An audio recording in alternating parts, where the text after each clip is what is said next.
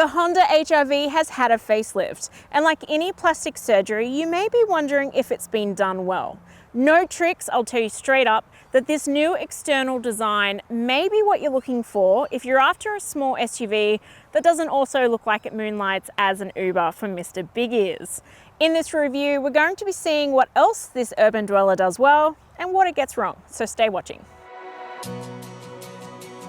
There are 3 variants available for the HRV, and the model on test here is the L, which is the top spec grade.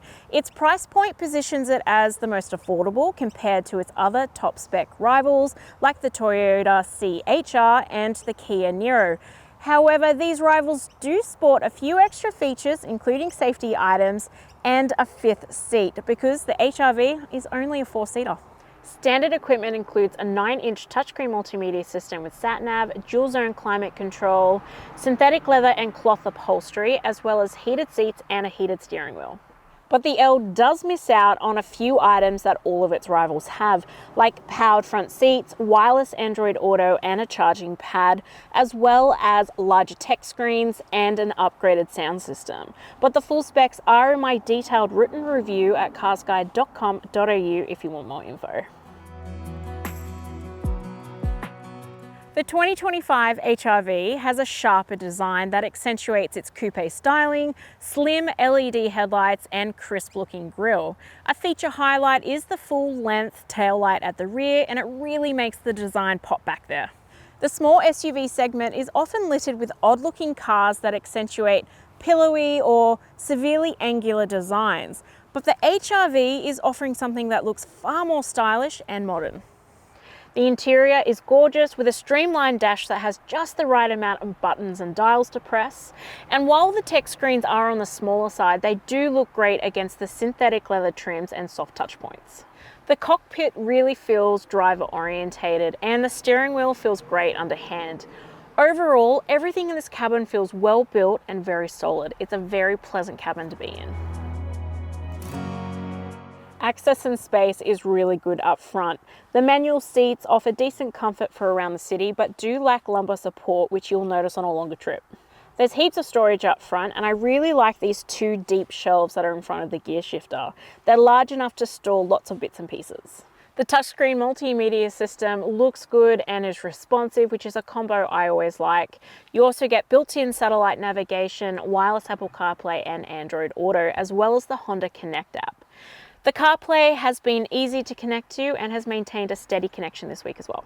Charging options are good with a single USB-A and C port and a 12-volt socket up front, but you do miss out surprisingly on a wireless charging pad like I mentioned. The head and legroom is great back here for my 168cm height. If you're nudging the 6-foot mark, you might find the headroom is not as great, especially if you hit bumps. But access is really good for this row as well, because the 195mm ground clearance means there's no grunts and it's easy as pie to get in and out. Amenities and storage are pretty good back here. You get 2 mat pockets, 4 drink holders, directional air vents, as well as 2 USB-C ports. But the armrest does sit a little bit too low for me for it to be comfortable. Seat comfort's okay, but they do lack the heavier padding and the length that the front seats have. And I would imagine that after a long trip, adults might have to do some big leg stretches.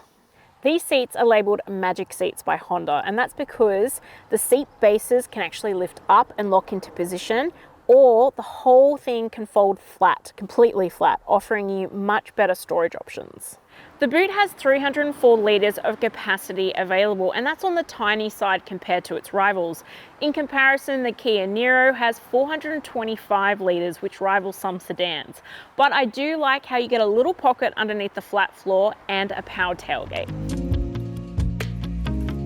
The L is a hybrid and combines a 1.5 litre 4-cylinder petrol engine with an electric motor, and together they produce up to 96 kilowatts of power and 253 newton meters of torque.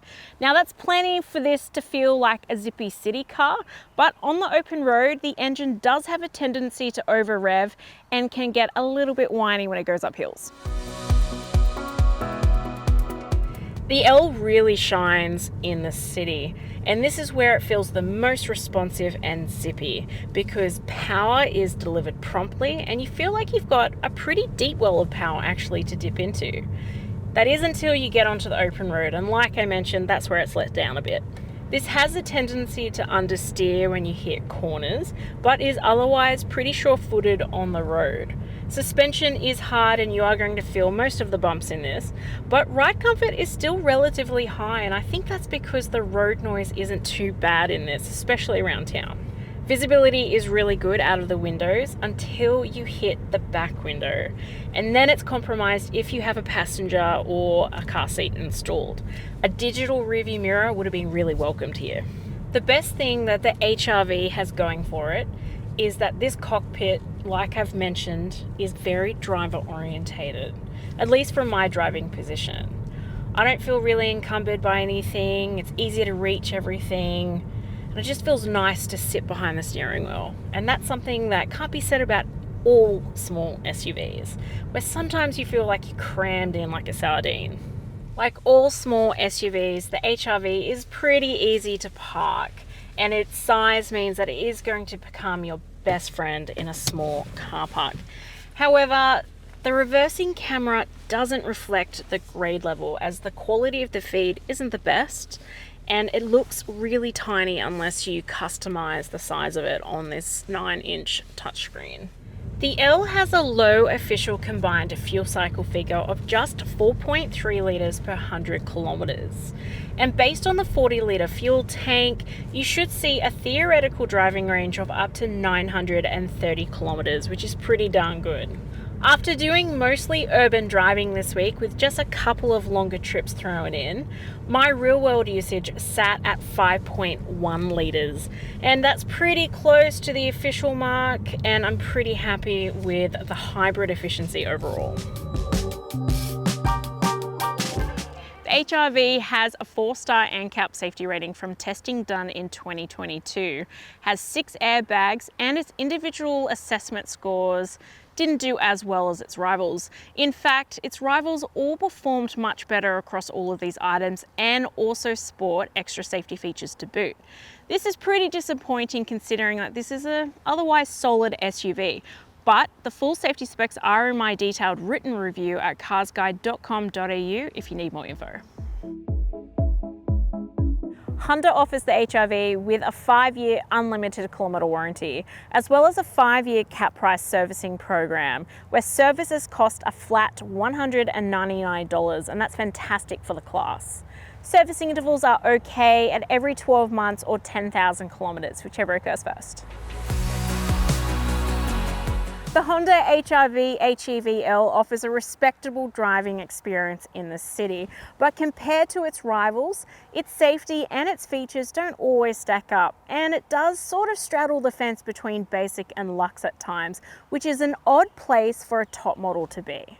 However, its new design will definitely win hearts, and it has a very practical cabin space, and that's enough to swing the score that's on your screen now. But if you're after more details, check out my full written review at carsguide.com.au. See you next week.